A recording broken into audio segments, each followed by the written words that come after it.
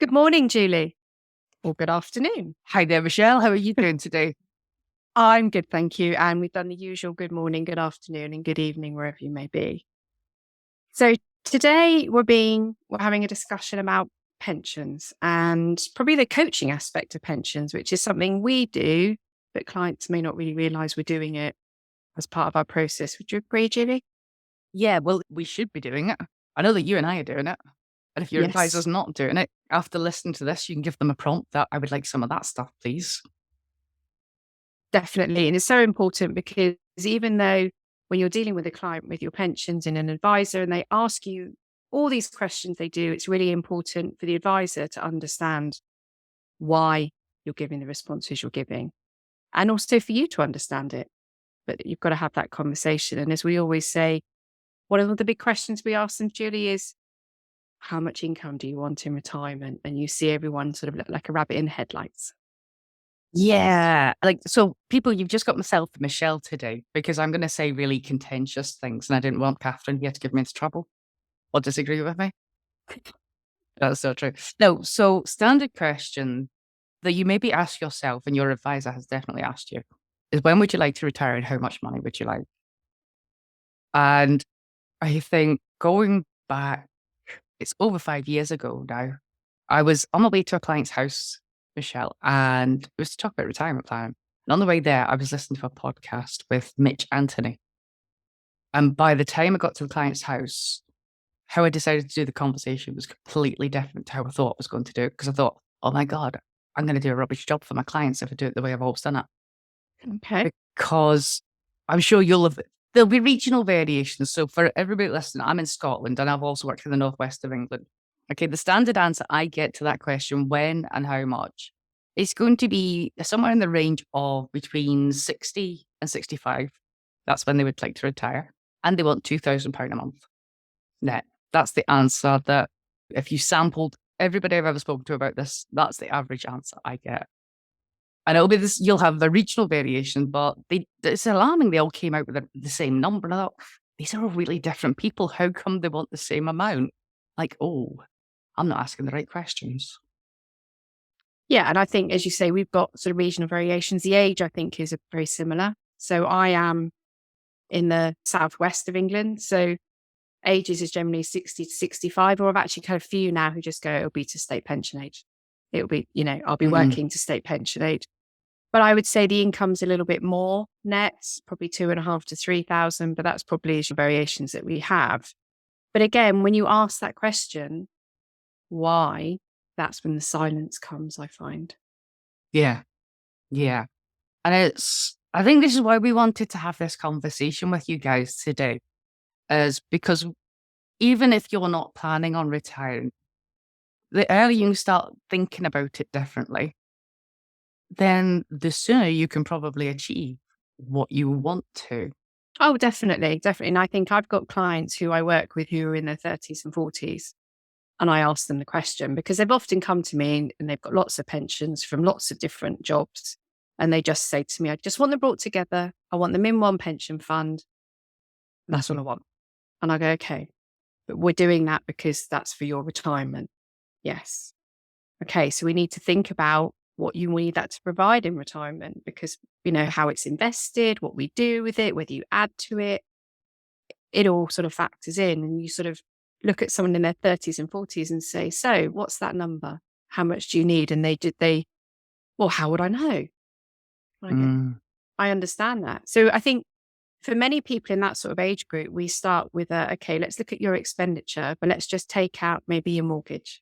Let's take out any debt because that's likely to have been paid off by then.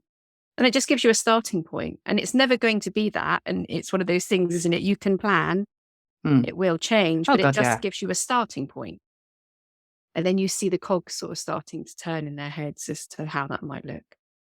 Yeah, and I think it's just such a dramatic change in lifestyle Yeah. that it warrants some thought beforehand and ideally sort of mental preparation for this change that's going to happen. Because, like you said, everybody thinks, right, what's your number? You see this bandied around all the time. What's the number? And we were chatting before work, and I was like, Well, the number, that's just a bit that gets bolted on at the end. It's the figuring out, what do you want?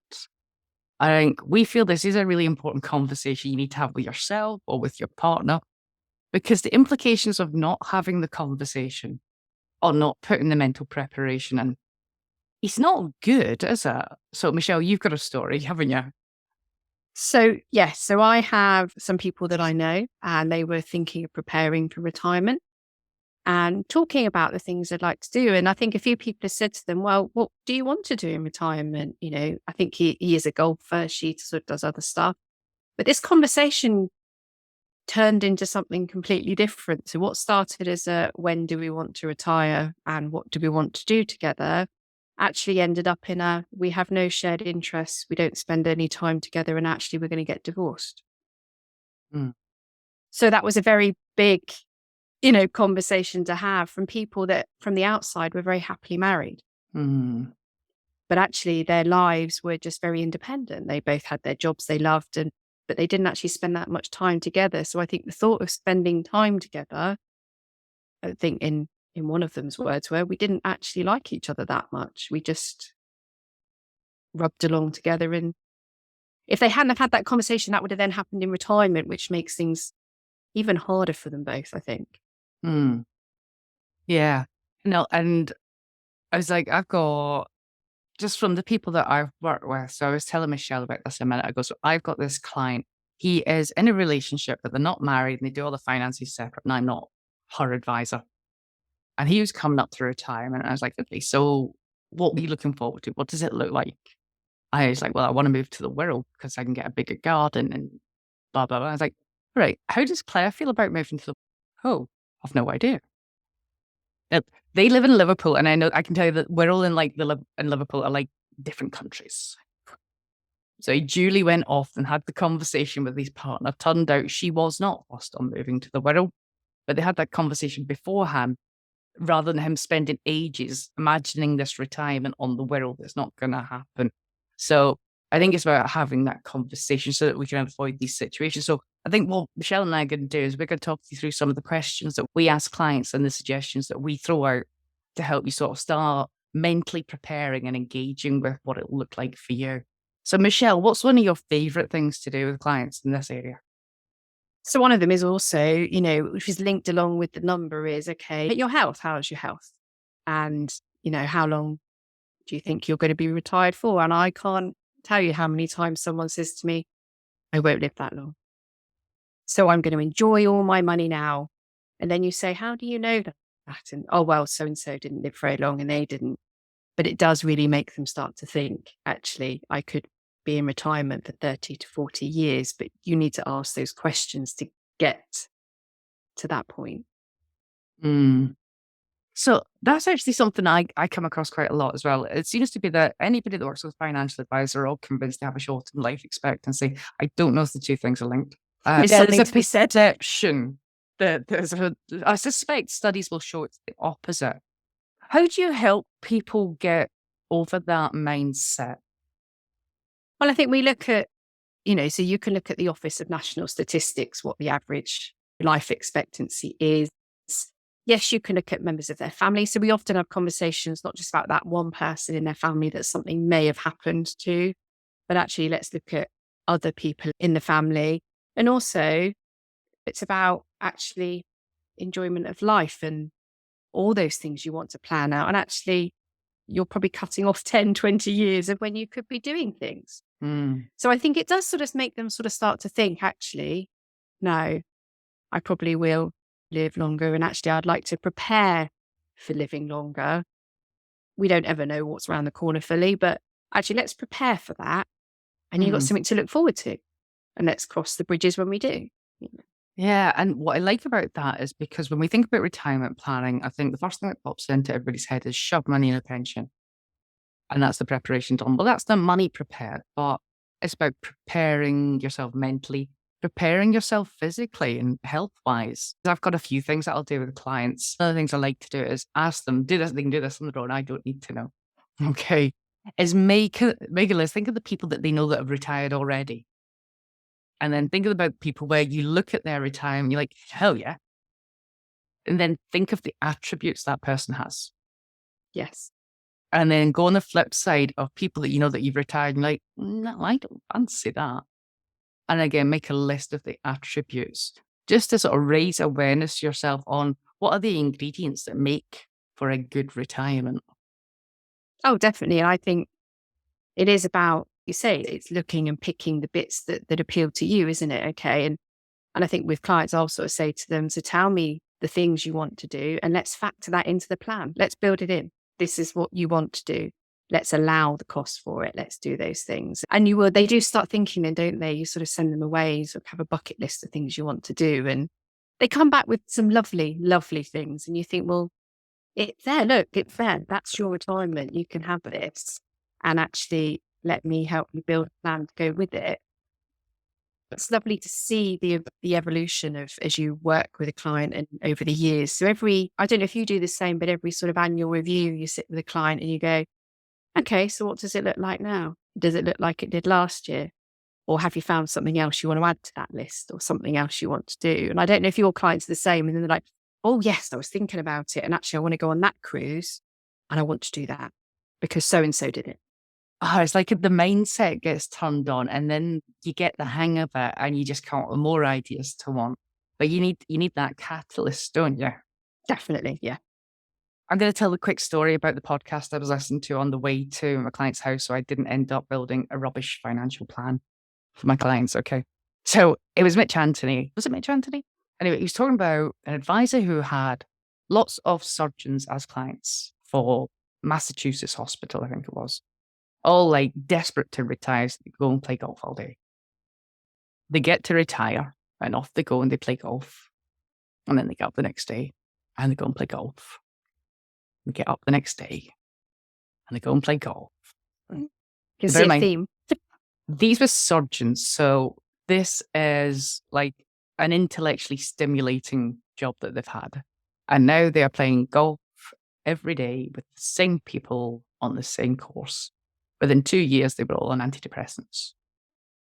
And that scared the living daylights out of me that I am not properly preparing my clients for retirement. Yeah. And it's just, so from that point of view, it really rammed home to me how much of our identity can be tied up in what we do sometimes. And when Yeah. you take that role away, that can leave quite a chasm. Yeah, I totally agree with you. And I think it's that person's identity, often their occupation is them, isn't it? And it sounds lovely to not be doing it at all. Sounds amazing. I think I had a client who actually ran a restaurant. Now that's it's a full on job, isn't it? It's every day, all day, the hours are long. And he was coming up to retirement. And I think I looked at him and I said, so what are you going to do? And he actually looked at me and went, I am absolutely terrified because I have never not had a day where I'm not doing anything. Mm. And he said, I am quite scared. He said, I've got these, views of I'm going to go on holiday. He said, but I will get bored. And his wife looked at me and said, and he's going to drive me absolutely bananas. So what is he doing now? So he's just preparing to go away on a holiday. So this is sort of big holiday. And then he's going to come back and he said, I think I'm going to have to find something to do because I can't just stop working completely. But something on his terms, I think. So something less hours, less of a commitment. And there are things out there, aren't there? But it's just people seeing that because one life stops, it doesn't mean something else can't start or come from that and evolve. And I think we were talking before that many people now semi-retire. They don't fully retire and may go and do something with a bit less stress, a few less hours, and it gives them still some independence, still gets them to use, their brain or the things they want to do. But I do think a lot of our personality comes from our job. And I think that can be very scary as you lead to retirement, that you lose that.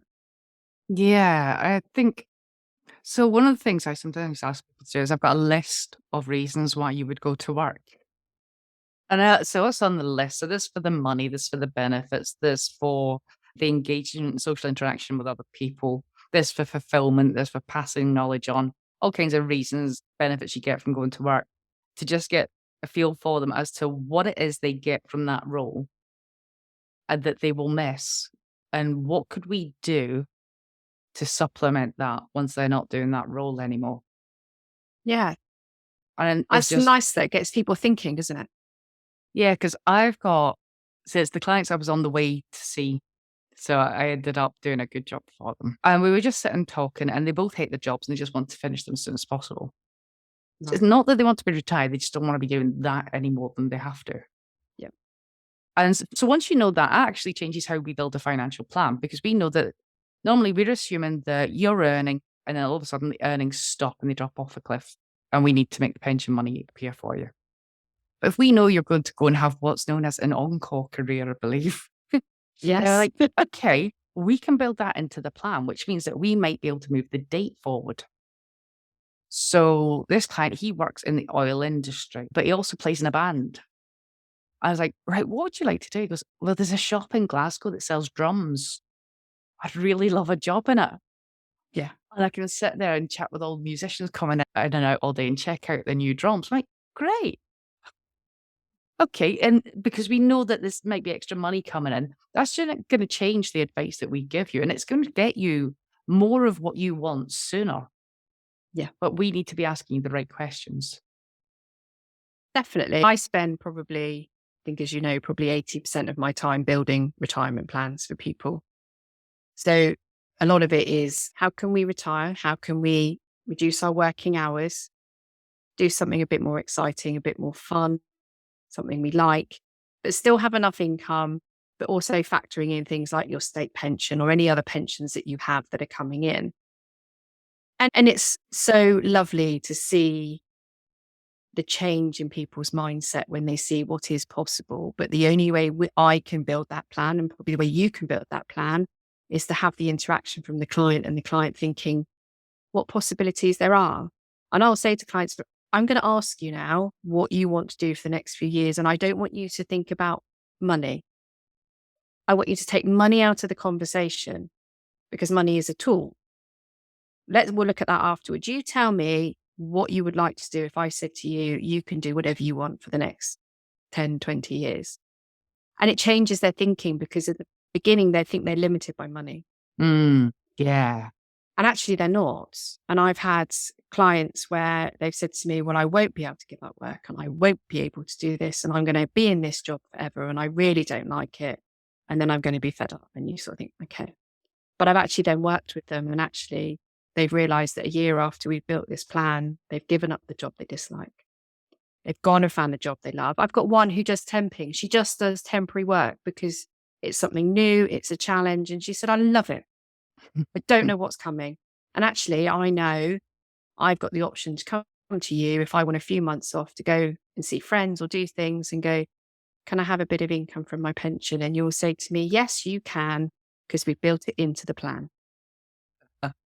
But you will tell me that I can then switch it off when I go back and do something else. Yeah. And that's interesting. I don't know if it's maybe just the traditional way of thinking about retirement is like, so there's the brochure, isn't there, with the couple walking on the beach together. Yeah. So retirement is a phrase I got taught when I started doing this job. It's the longest holiday of your life. That was the phrase I got told. And so this is what the brochure's selling you. And the way that you get it is you chuck all the money in the pension. And are we doing it back to front then? Because we're fond of saying, it's not about the money. It's about what do you want? Yeah. And how do we make that happen? Then we arrange the money to support what it is you want. But we do it all wrong. We're just like, put money in a pension, and that's your retirement. And that's the last step, isn't it? Definitely. And I think you've got to have that plan in place, because even if you can't do everything that's on that list for you of all those things you want, you'll get somewhere towards it. It won't be a no. There will be something along the way. There will be a compromise. But I think the best thing to open up your mind and the best thing to explore is to go, there are no limits. What could I do? And people don't come up with really silly, extravagant things. They come up with normal lifestyle, things that they want to keep. So there's no sort of, I'm going to go buy £1 million house, so I'm going to go and do this. People are quite realistic. Yeah. And I just think it's lovely to see them explore it, and then to actually go, okay, we can do 9 out of the 10 things you want. How about that? And It's amazing to see the change in that person. Yeah. So I think what I would want people to take away from what you were saying there is and I thought this is really good, is that if we start off by thinking about the money, that's really limited. Yeah. So let's take the money off the table. Yeah. So if it's you that's prepping for retirement, or it's your parents or someone you know, then these are little questions just to give them a nudge to be thinking about it. Or you just think about one of my clients, actually. I'm trying to remember how we got there. She was coming up for retirement, and it was that I think all her children, it was around about the same time all her kids had graduated university. She was divorced from her husband. So she's also then retiring. So there's lots of vacuums opening up in her life. I'm like, okay, well, what do we want to put in them? And it was working through this process of all the relationships and everything you've done with your time up until now. What's ticked your boxes for you? Yeah. What's been satisfying? What did it do for you? What did you get from it? What are you not going to miss? And just having that conversation, we figured out what she would like to do with her time, because that's what we're doing in retirement. We're spending time. We're Yeah. not spending money, we're spending time. And it was that she's got arthritis and a couple of other health issues as well. So we figured out that focusing on her health was really important. So we had to have some health goals in there. So she goes on yoga retreats and what have you. And then she's got involved with a charity that does theatre work, Okay. because she just really enjoys that and she gets a buzz out of it. But it's just when you start having the deeper conversations, then we get a little bit more substance than I need £2,000 to £2,500 Yeah. between 60 and 65. So I can go on holiday and play golf. That's not a retirement plan. It's a No. pleasure. I think it allows them, by exploring it with them gently and taking money off the table, it allows them to paint a picture Mm. and also not use the stereotypes of retirement, because they are, aren't they? You know, they are stereotypes, and your retirement's yours, isn't it? It's the same as our working lives. All our working lives are different. We've got Mine's the different. 21st century version. It might have two women walking on the beach now. Exactly.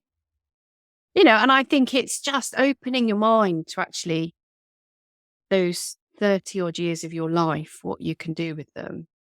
And the other thing, I don't know if you find this, is everyone says, well, I won't be spending much at all, you know, later in retirement.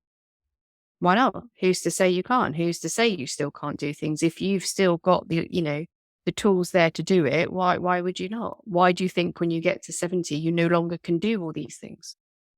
You Oh, have we to just don't know, do you we? have to go and buy your paper and go and sit at home, and that's it, you know. And it is funny how we view retirement. And when you talk to people in their sort of 20s and 30s, so that's years away. And I think, you know, even the retirement planning then, give up a bit of your income now to give you those options in retirement, and the options you'll have available to you are amazing. Mm.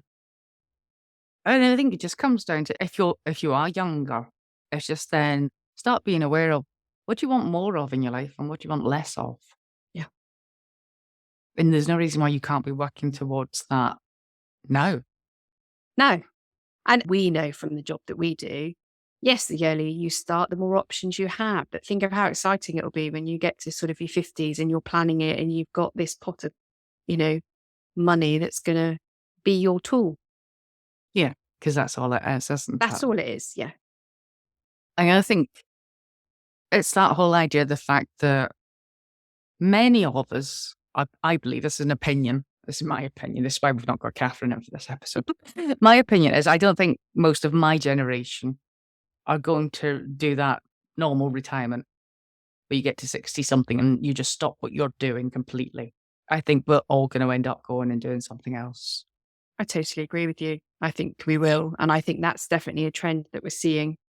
Yeah. And What I would say to people in the 30s and 40s, listen to this. So you might be one of those people that's thinking, I've not really done anything about my pension. There's no point. There's not much in it. Yeah, I've thought that as well. Right.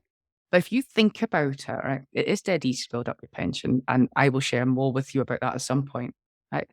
But if you now know that you're not looking to completely replace your income in retirement, if you know there's a high probability you're going to go and do something else and that thing will probably make money, all of a sudden it makes that feel a bit more achievable. It's not like, oh my God, I've just got my income going to drop off a cliff and I've got no clue how to supplement that. the chances are that's not going to happen for you.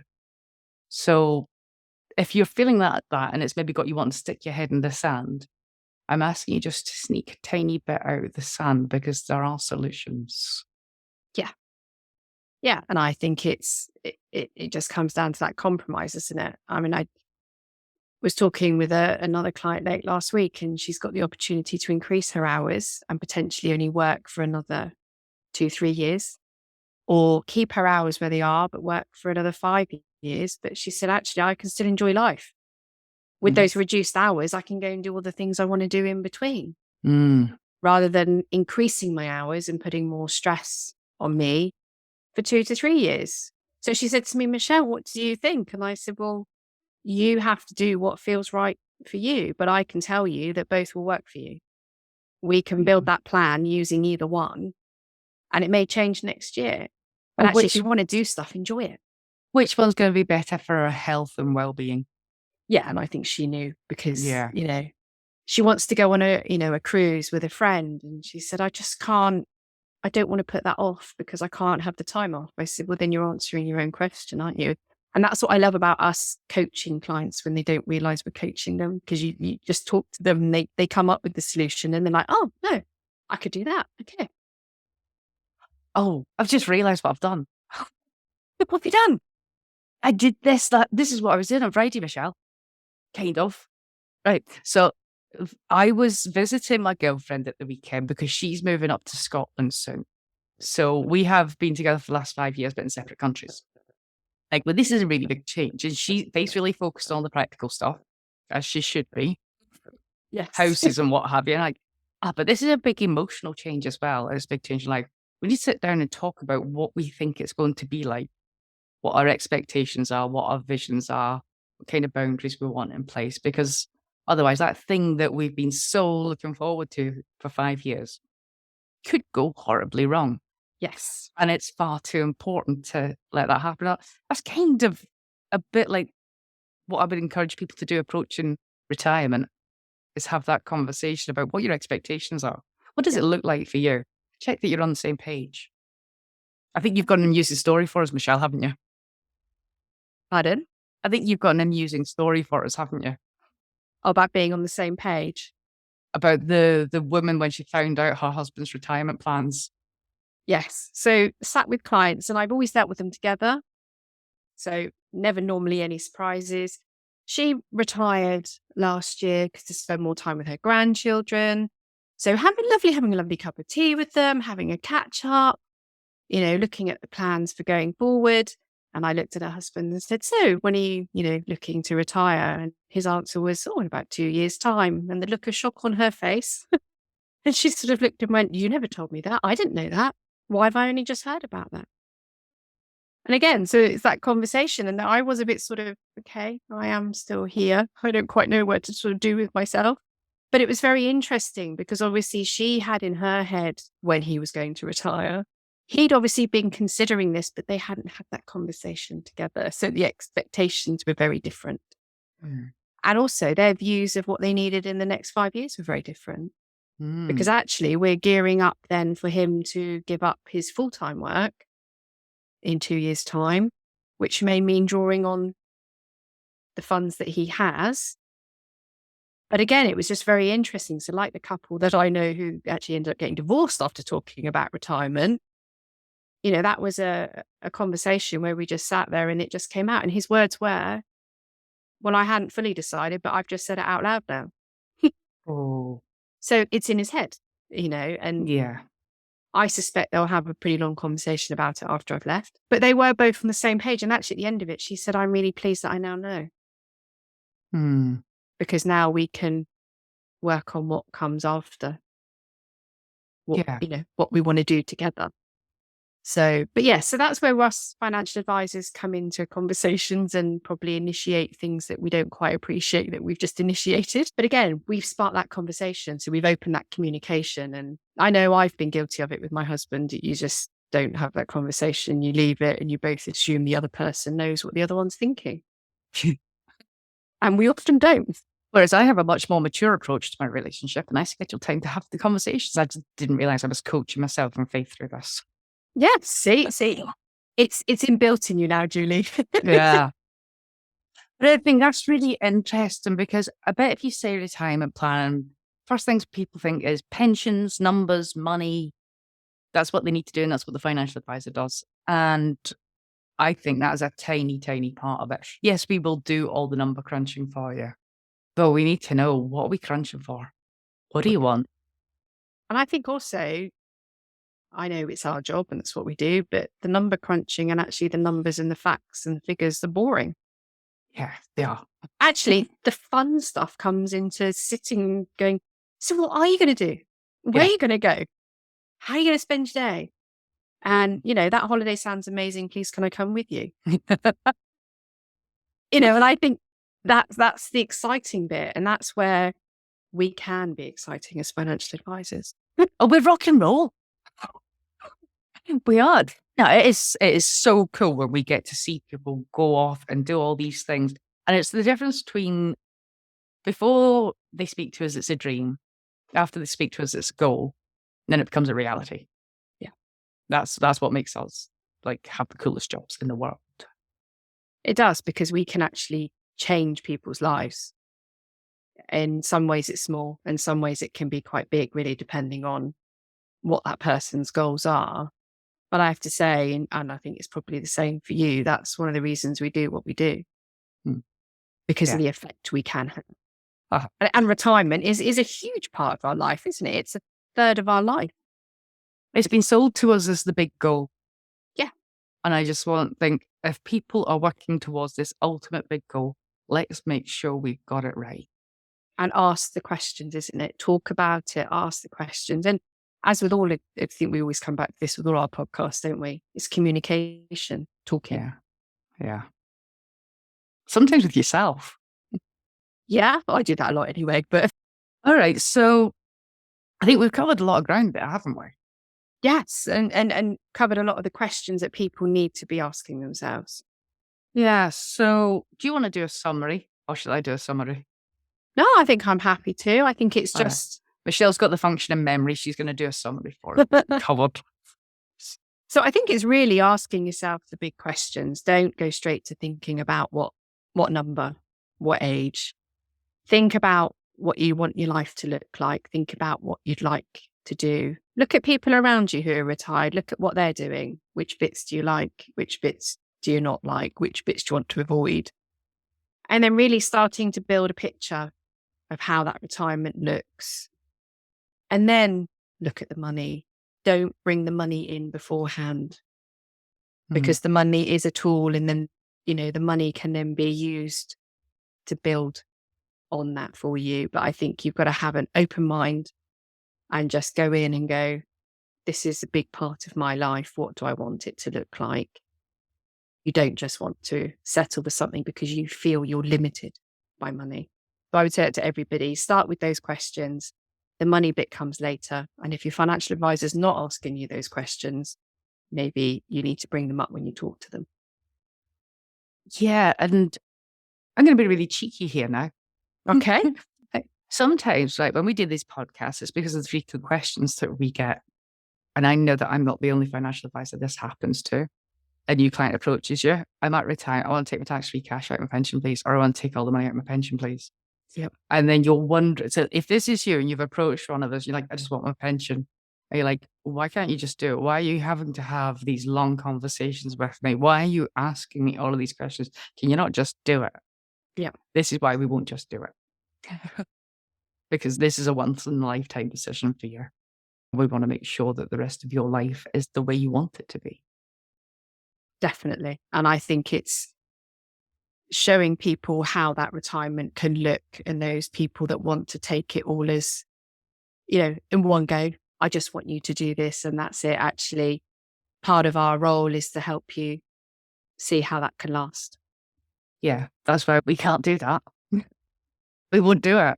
I love when you get all the little metaphors and what have you, and I can't remember who this one is. But it's like if you go to a doctor